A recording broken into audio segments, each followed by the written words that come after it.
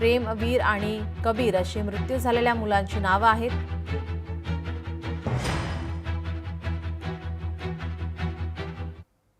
HDFC बँकेने ग्राहकांना आता अलर्ट केलेला आहे. 22 ऑगस्टला एचडीएफसीची सेवा 7 तास बंद राहणार आहे. बँकेची अधिकृत माहिती.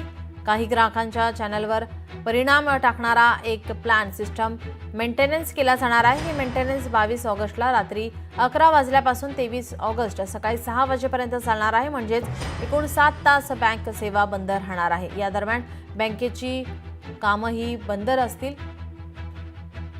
या संदर्भात आता एचडीएफसी बँकेने ग्राहकांना अलर्ट केलेला आहे. 22 ऑगस्टला एचडीएफसीची सेवा 7 तास बंद राहणार आहे.